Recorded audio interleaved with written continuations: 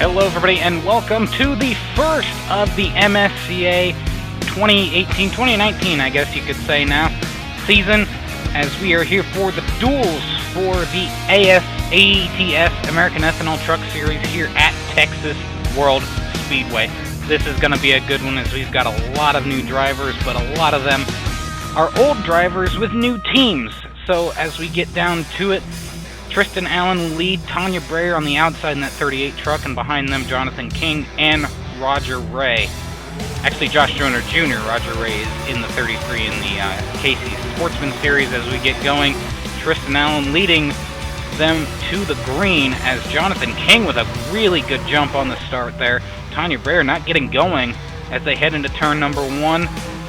And Jonathan King looking to try and make a move on the 98 of Tristan Allen, and he's got Josh Joyner Jr. right on his back bumper. Jr. might end up making a move if he doesn't get a move made on him by Nathan Lukac. Will be a rookie in the Pennzoil Pro Series in the ASCA coming this season. Jonathan King, however, will lead the first lap, and Nathan Lukac will take third, but he will not get by Josh Joyner Jr. coming in through lap one as we continue on. And this track, as it's known, is pretty much one of two tracks that ends up being a draft fest. Although there have been a few changes with the trucks, so it won't be as big of a deal at Indianapolis as it was. But at Michigan, it still will be probably a pretty big draft track for these guys, as Jonathan King continues to lead this one. Coming down to the third lap of the race now, and he continues to run pretty well with Nathan Lukac right behind him, but Lukac looking to make a move as we come back towards about the halfway point, a little bit over halfway. Josh Joyner Jr. and Tristan Allen getting back up to the front of the field, but you can also see the third Rogers Racing truck, and this is all of their full-time entries. Tristan Allen, Isaac Nichols returning with a different sponsor as Penrite comes on for that 13 machine.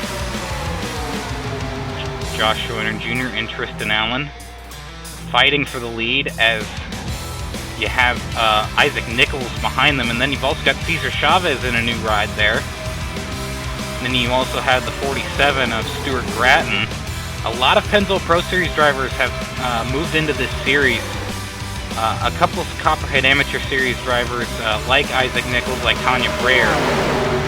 Nathan Lukac could be considered a Copperhead Amateur Series regular, although he's not going to be this season, as he has moved full-time into the Pennzoil Pro Series, which means he can only go part-time. And as we come back to the white flag lap, Isaac Nichols leading them to the white flag, as this has just been kind of the type of track that these trucks have been doing well at. Josh Joyner Jr., however, is going to get by his teammate, and he's going to try and make some moves as he takes the lead, but he's also got Cesar Chavez, who's hungry after last season being last in points. So coming into DW Motorsports, as he goes down to the inside lane, he's got a big run down the front stretch, and Cesar Chavez taking the win in duel number one here for the Texas World Duels. And he will be able to get the pole position as we look back on the race for 18th position. The field was split in two, and the race for 18th is where you want to be, as just barely edging out Giovanni Barraza. Alex Tanker in the 44 machine will take that 18th spot right behind Jack Porkins. And that's how the drivers wrap up here. Cesar Chavez taking the win and the pole position for the race. That's what happens. First duel gets the inside lane. Second duel gets the outside lane. Josh Joyner Jr. was always up at the front, though. Stuart Gratton as well. Nathan Howman, we didn't really see a whole lot of him, but he was always kind of up at the front. Other drivers, Kev Shearer, Mitchell Carter, Jonathan King, they were pretty well off. Daniel Bouchard was kind of surprising to see him back down that far. Zachary Fitzgerald running in a new team, teamed up with Steve Hickman and Bill Cox in the 22. And Jack Porkins and Alex Tanker rounding out the top transfers in duel number one. And then you've got behind them Giovanni Barraza and Diego Yepes, who is running for his own team, Mike Monacy, Lucas Sky, trying again here, only with a new team, Thunder Snow Racing, in that 36 machine, hoping to get himself into a race, and then a bunch of what I could consider back markers, unsponsored trucks, Brady Burkhart, Patrick Smith, Trey Wright, Carter Friesen, and Brandon Morris actually having a few issues. Ended up finishing about 20 seconds back on the field, so something going on with that 555 truck. So Burkhart Morris racing kind of in a low spot right now at the start of the season. Not really where they want to be to start off this season, but being an unsponsored team in this kind of a field is going to be a pretty tough thing to tackle, as we will continue on with your second dual race coming up. And on the pole position, as you can see, the 55 there, up at the front on the pit stalls. There is really no pitting because of how the race is. So as we get ready to go, the 55 will be your pole sitter here.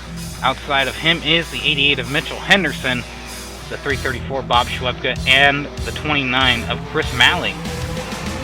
Chris Malley actually running with his team's known paint scheme. He actually ran with a different paint scheme with the same sponsor, only this year he's running with a separate paint scheme. And the Malley Motorsports trucks, interesting to note, they're running Nissan Titans, which is the first time Nissan has stepped into, I guess, stock car racing, although I don't know if they're officially with Nissan. They do have the Titan decals on those trucks, so they are running what could be considered Nissan Titans. However, you don't really know what people are running under the hood, as Stephen Thompson pulls out to a really big lead off of the first lap, and he will lead the first lap. Rick Witt actually pulling in and getting by Kenny Washington in the 90 truck, continuing in that bid. You can see behind him the 25 of Jason Kranz, who is really looking forward to this season with a new sponsorship. Although GMAC is not really a active sponsorship, still a big fan of Brian Vickers and Jerry Nadeau running that 25 machine and running with that number style. So definitely something to look out for, as the 68 running a new sponsorship as well, running a new paint scheme, Nesper on that truck. It looks like a pretty good scheme on that 68 as we look forward to lap number 4. And this is where things get interesting in this duel, as the 24 of Eric Monaco, still running with the same team, just a different number, gets caught up in a 4-wide situation. You saw Chris Malley in the 29 spin out there, and all of them end up at the back of the field, as Kenny Washington will win the race back to the line. No one making pit stops due to the 10-lap distance, and the green flag will be coming back out, Kenny Washington leading them down. Jason Kranz in 4th. 5th is Richard Fridge, taking over that ride from Al Lagasse last year, and he's going to be making a big move to the inside. 3 wide already on the start, as Rick Witt did not get a good jump. Bob Schwepka, though, however, right on the tail of Kenny Washington, and it looks like he's going to try and make a move this time into turn 3.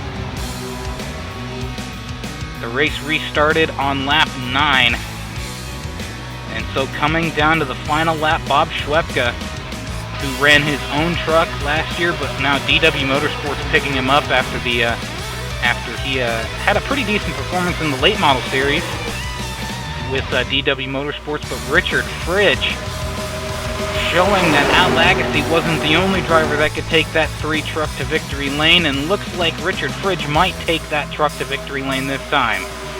However, he's got to deal with Stephen Thompson. Stephen Thompson, the only part-time driver last year to win a race. Could he do it this time? As you've also got Jake Rogers in the 08 trying to make some moves as they come down to the final stretch. But I was going to say Al Lagasse, but Richard Fridge takes the win. Just didn't have enough behind him. Stephen Thompson finishing 2nd. Bob Schwepka barely edging out Jake Rogers for 3rd. And looking back to the back of the field, 18th position will go to Derek Yarworth in that number 80 Best Buy truck for Wells Family Racing. Just 1 spot off for Peter Onjack, and 2 spots off for I believe that is Jonathan Wong. Yes, Jonathan Wong. But Richard Fridge showing that that Al Agassi wasn't just the only driver that could take that truck to victory lane. Stephen Thompson, though, putting up a good battle. Bob Schwebke in third. Jake Rogers, the team owner for Rogers Racing, in fourth in that 08 machine. Kenny Washington finishing in the top 5. Jason Kranz and Mitchell Henderson, your top 2, 6th and 7th. Gatlin Downey with a new team in that 60 truck in 8th. 9th for Rick Witt, as he just lost a lot of positions on that last restart.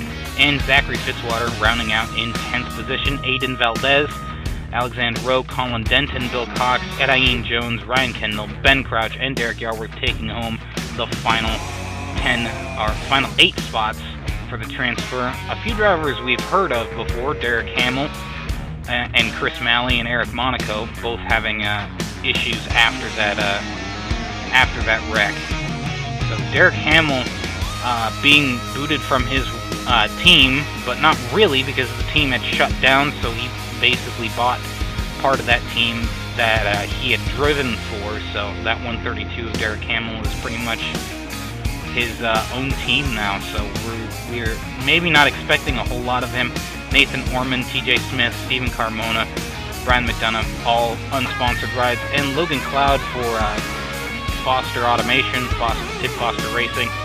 Just not a whole lot of strong cars, but that'll be it here for Texas World for the American Ethanol Truck Series. We'll be back for the KC Sportsman Series after this.